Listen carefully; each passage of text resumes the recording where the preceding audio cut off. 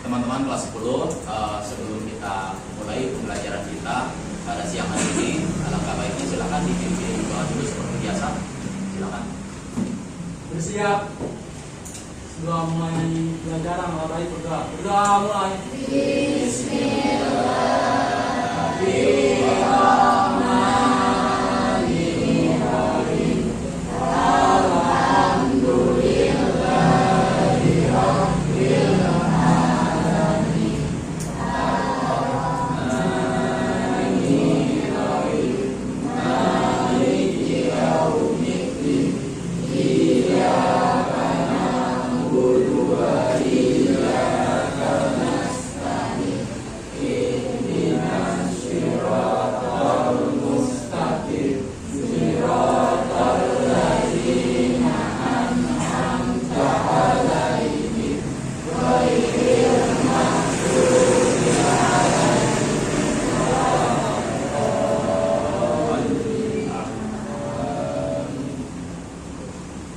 Bismillahirrahmanirrahim. Assalamualaikum warahmatullahi wabarakatuh. Waalaikumsalam warahmatullahi wabarakatuh. Alhamdulillahirabbil alamin wa min nasta'in asyhadu an la ilaha illallah wahdahu la syarika lah wa asyhadu anna Muhammadan abduhu wa rasuluh. Allahumma shalli ala sayyidina Muhammad wa ala ali sayyidina Muhammad. Sebelum kita mulai, boleh sambil dibuka catatannya, nanti ada hal-hal penting, jika ada hal-hal penting yang saya sampaikan boleh sambil dicatat untuk kita bahas di kemudian hari. Oke, boleh sambil dibuka buku catatannya, silakan nanti sambil saya sampaikan materinya. Ya. Oke, baik, teman-teman kelas 10, alhamdulillah kita berjumpa lagi di pertemuan pekan hari ini, siang hari ini. Insya Allah mudah-mudahan kita tetap semangat. Untuk pertemuan hari ini, insya Allah akan saya sampaikan materi yang berbeda. Materi yang berbeda mengenai fikih kurban dan filosofi pengorbanan. Ya, fikih kurban dan filosofinya seperti apa, nanti dasar-dasarnya seperti apa akan disampaikan di slide-slide berikutnya. Oke, langsung ya.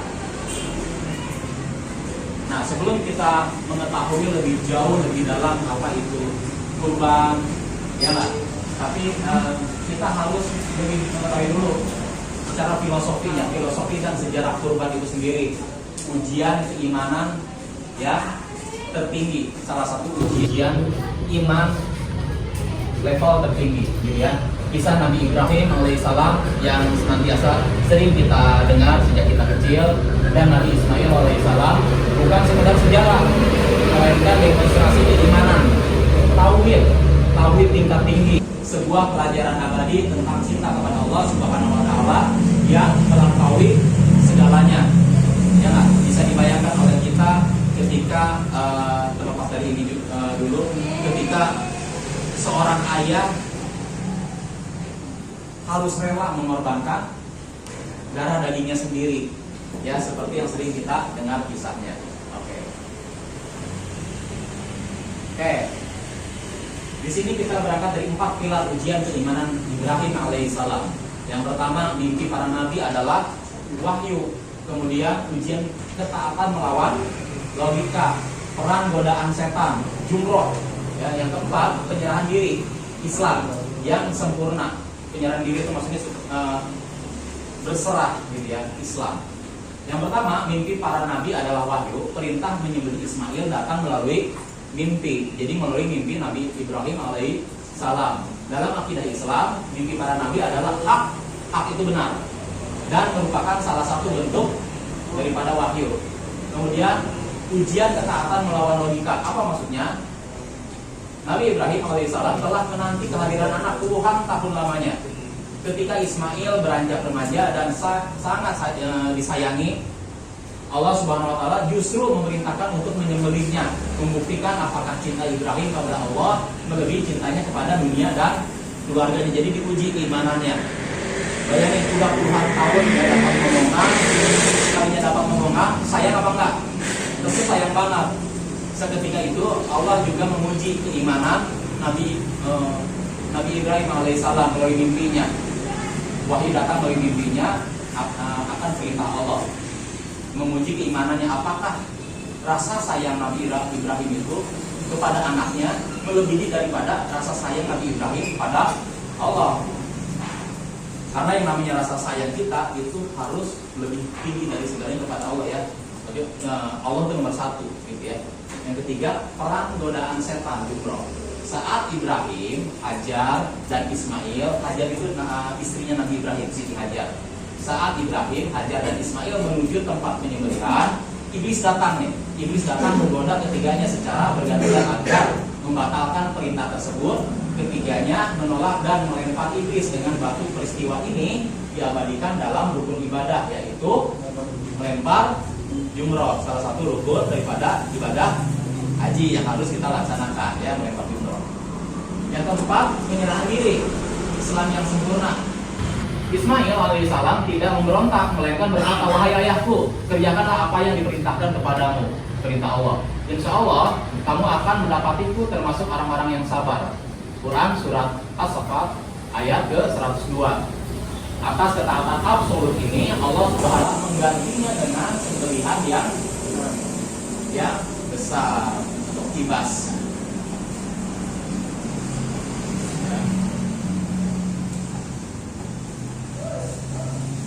Kemudian kita lanjut ke dalam pendalaman fikih kurbannya. Definisinya dulu, definisi udhiyah.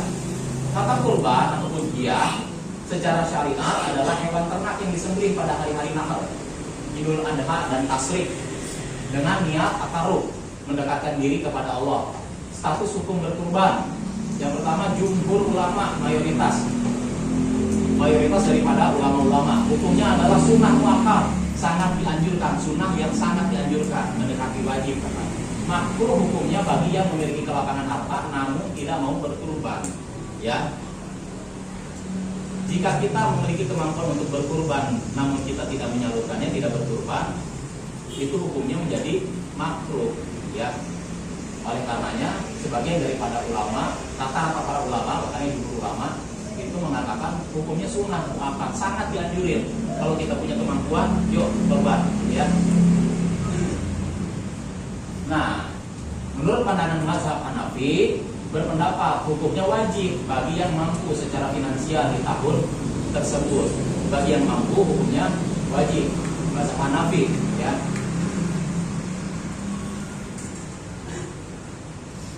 Oke, lanjut. 4 cacat yang membuat hewan tidak sah dikurbankan. Berdasarkan hadis riwayat Al-Bara bin Azib, hewan kurban harus sempurna. Ada 4 cacat fisik yang membuatnya tidak sah atau haram dijadikan kurban. Yang pertama, al-awrah, al-bayyin, awaruha, buta sebelah yang jelas butanya atau buta total. Itu nggak boleh dijadikan hewan kurban. Kemudian ada al-marido, al-bayyin, al-marubuha, sakit yang sangat jelas terlihat, infeksi, demam tinggi atau lemas. Kemudian ada juga al-arjot, al-bayyin, dol-uha, pincang yang sangat jelas hingga tidak bisa berjalan mengikuti kawannya. Al-kasirah, allati la tunti, sangat tulus hingga seolah-olah tidak ada sumsum di tulangnya. Maka kalau kita setiap ingin membeli hewan kurban, baiknya kalau kebiasaan seperti misalnya contoh saya biasanya membeli hewan kurbannya nggak sembarang langsung seperti, mohon maaf, yang di pinggir jalan. Kalau misalnya kita kan suka ada tuh instansi pemerintah yang kalau dekat rumah saya itu ada lembaga peternakan gitu ya, pokoknya apa ya nama ininya, itu udah difasilitasi, ada dokternya, ada segala macamnya, jadi lebih yakin gitu ya.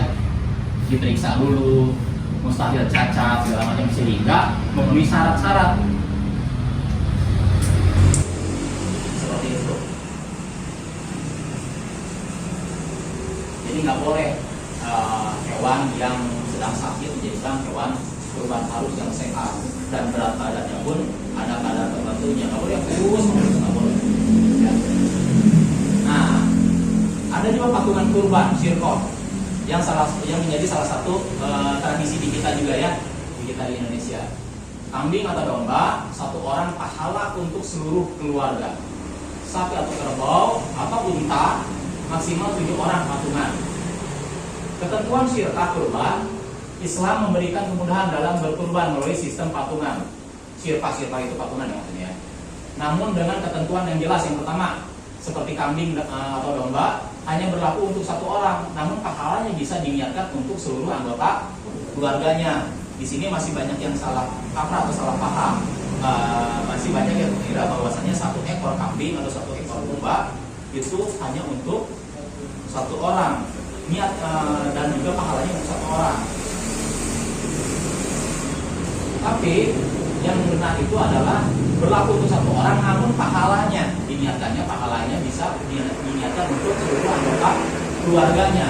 Kecuali kalau seandainya misalnya contoh Febri memiliki kemampuan lebih daripada itu, ya baiknya lebih gitu ya.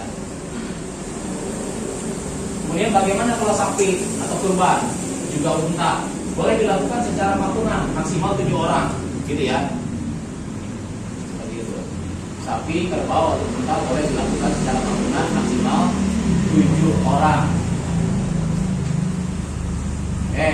Selain daripada yang disebutkan tadi di atas, ada juga adab dan sunnah seputar ibadah kurban.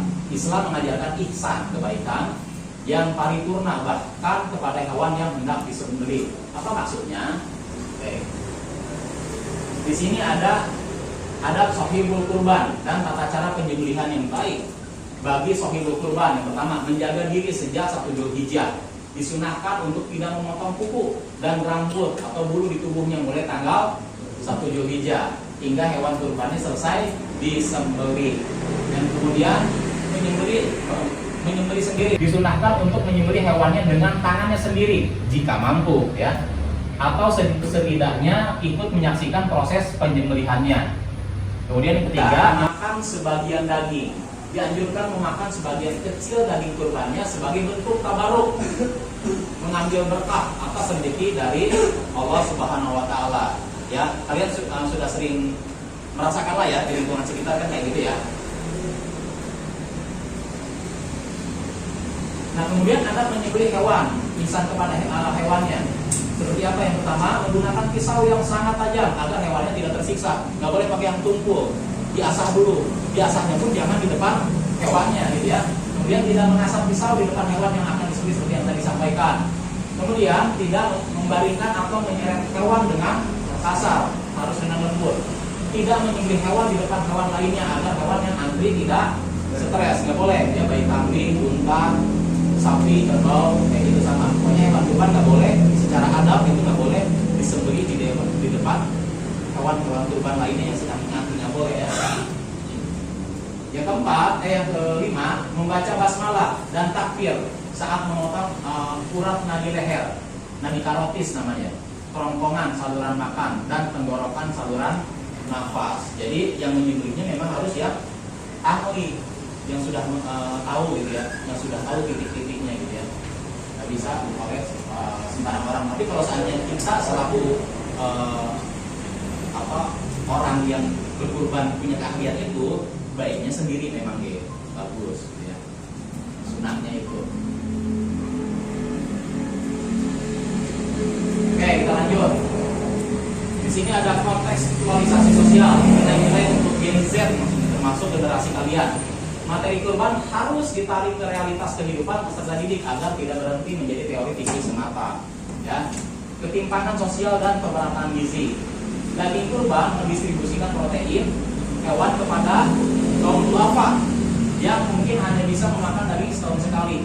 Ini adalah wujud keadilan sosial dalam Islam. Ya, dalam Islam sebegitu indahnya.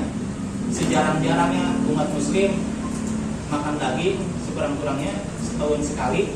Nah, karena merasakan yang namanya makan daging, ibaratnya kayak gitu. Kemudian yang kedua, green kurban, ramah lingkungan, mengajarkan bahwa kebaikan kurban tidak boleh merusak alam. Praktik modern mengajarkan penggunaan besek bambu, daun pisang, atau wadah organik untuk mendistribusikan daging guna mengurangi limbah plastik sekali pakai, gitu ya. Jadi baiknya seperti itu, ya. Tidak hanya kita bicara mengenai esensi berkurbannya saja, tapi agar pahalanya lebih banyak yang kita dapatkan, cara mendistribusikannya juga harus ya baik ramah lingkungan, tidak menggunakan plastik kalau di era modern sekarang, ya nggak? Bisa menggunakan bikin keranjang dari dedaunan. Di lingkungan kompleks saya sudah seperti itu, gitu ya contohnya. Sudah banyak dilakukan sih kalau di perkotaan ya, tidak menggunakan lagi plastik. Kemudian melawan gaya hidup konsumtif, menyisihkan uang atau menabung. Untuk berkorban melatih generasi muda untuk melawan nafsu konsumtif seperti hedonisme, check out keranjang, ya nggak sembarangan, check out keranjang, belanja online yang tidak perlu, atau gaya hidup flexing atau pamer, ya gitu ya. Oke, sudah paham di sini, sampai di sini menangkap, ada gambaran. Nah, kalau demikian, di sini saya ada tugas, tapi dalam bentuk kelompok. Kali ini dalam bentuk kelompok, tapi saya bagi ada 2 kelompok, kelompok 1, kelompok 2, tentu dengan pertanyaan yang berbeda. Silakan diinterpretasikan, sampaikan jawabannya. Kelompok yang pertama, sebutkan 3 syarat mutlak hewan kurban agar ibadahnya dianggap sah. Syarat mutlak hewan kurban agar ibadahnya dianggap sah. Yang kedua, kelompok yang kedua, apa tindakan konkret yang akan kamu ambil sebagai bentuk pengorbanan ketika melihat teman kelasmu kesulitan memahami pelajaran atau tertimpa musibah, ya. Ini bisa kita ambil daripada ibrah atau hikmah pelajaran kurban ini, ya. Keduanya saling berkorelasi, ya. Oke, kalau begitu saya akan bagi 2 kelompok agar mudah. Saya bagi 2 saja ya. Ini sama jumlahnya sama, saya bagi 2. Di sini kelompok 1, di sini kelompok 2. Nanti silakan untuk perwakilan menyampaikan jawabannya, hasil jawabannya berdiri, ya, berdiri. Kelompok dari Alex di sini, dari Farel ke sana. Silakan saya kasih kesempatan waktu tidak banyak untuk berdiskusi. Kalian buat lingkaran, saling berhadapan-hadapan. Yang kelompok 2, silakan.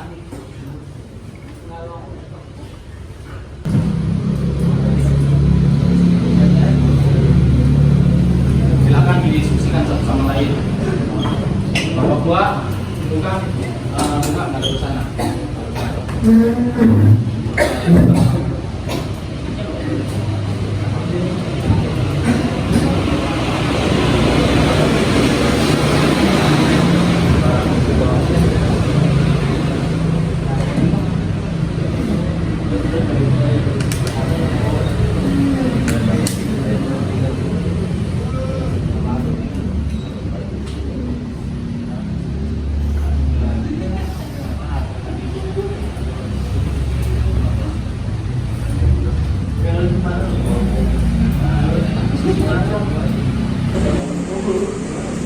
Ini boleh sampai dibacain, baca aja beberapa.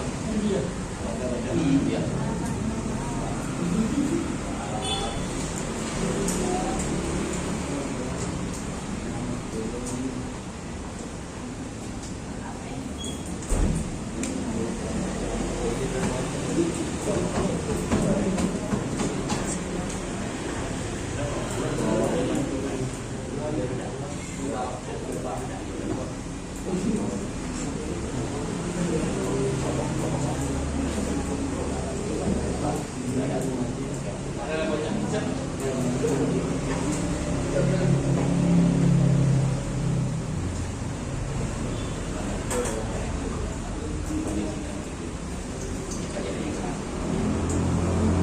Kelompok 1 siap?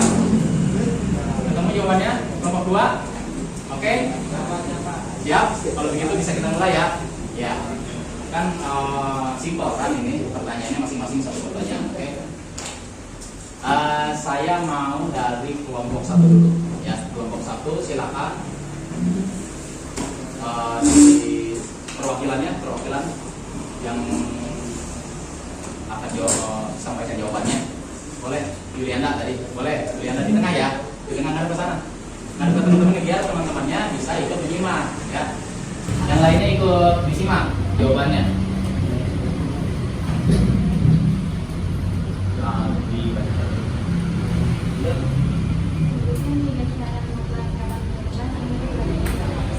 Ya, yang lainnya perhatian. Hewan kurban harus sehat dan tidak cacat. 2. Usianya sudah memenuhi syarat sesuai ketentuan. 3. Penyembelihan dilakukan pada waktu yang ditentukan. kasih tempat. Ada yang mau nambahin? Boleh?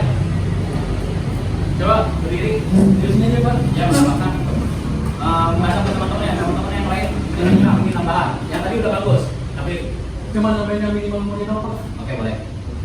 Minimal hewan kurbannya, kambing minimal 1 tahun, domba minimal 6 bulan, dalam tanda kutip jika sudah tampak sehat, besar, tidak besar. Sapi atau kerbau minimal 2 tahun, unta minimal 5 tahun. Oke, jawabannya tepat. Oke, keduanya bagus. Jawabannya beri tepuk tangan. Tadi jawabannya bagus ya. Kelompok 2 sekarang, silakan. Kalian di posisi yang sama di sini menghadap teman-temannya, yang lainnya ikut menyimak.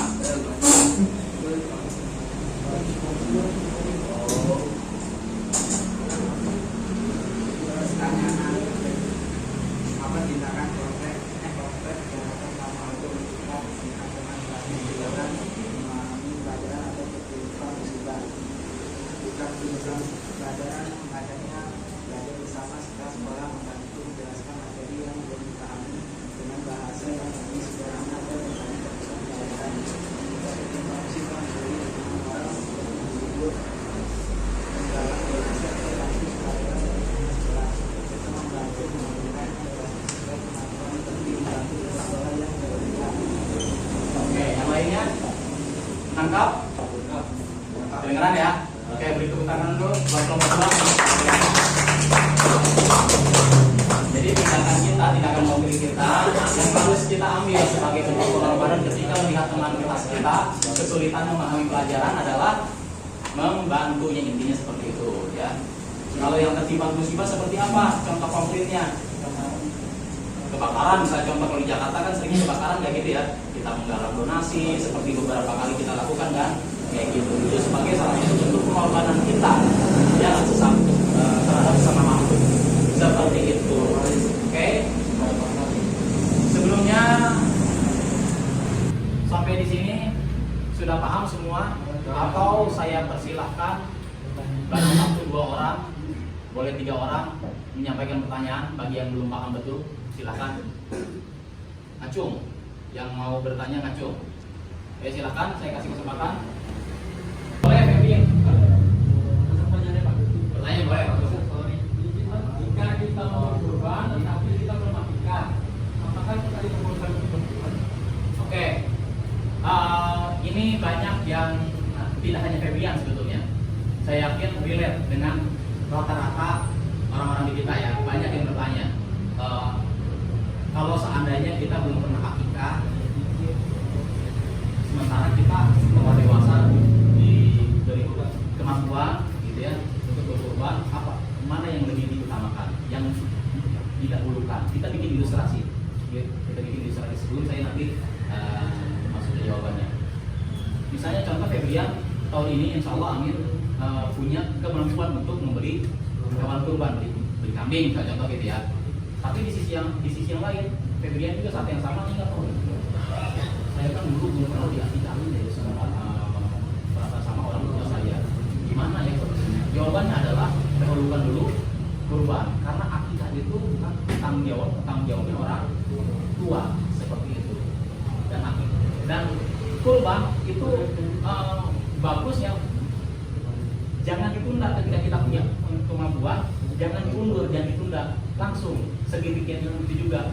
Maka hukumnya pun sunnah muakkadah kan tadi disampaikan kan di slide sebelumnya. Sunnah yang sangat dianjurkan. Gitu sampai situ paham ya? Ada yang lain? Satu lagi? Cukup ya? Oke. Mudah-mudahan kita diberikan pemahaman. Insya Allah sebentar lagi kita akan menunaikan ibadah kurban juga Idul Adha. Sebentar lagi tinggal menghitung hari.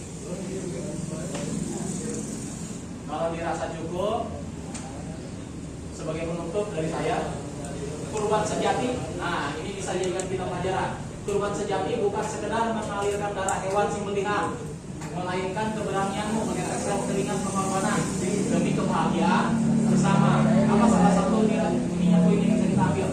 Bicara mengenai apa pengorbanan dalam kehidupan seperti itu. Baik, terima kasih. Saya rasa cukup. Boleh dirapikan. dirapikan. Kita akhiri.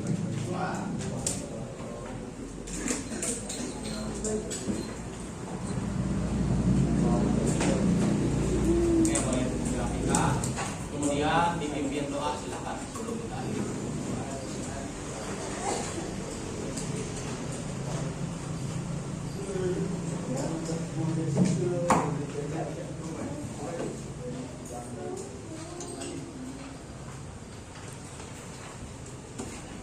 Oke, sudah siap, sudah rapi. Tidak boleh meninggalkan sampah sedikit pun ya, seperti biasa. Silakan dipimpin doa. Bersiap. Belum mengakhiri ajaran atau jam doa mulai.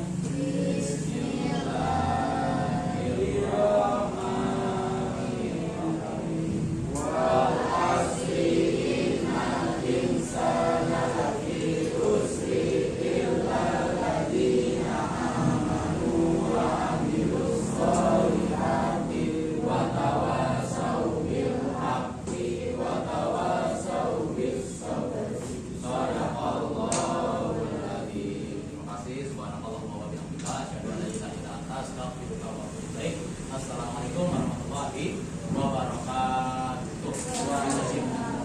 Saya persilakan keluar dengan tertib ya.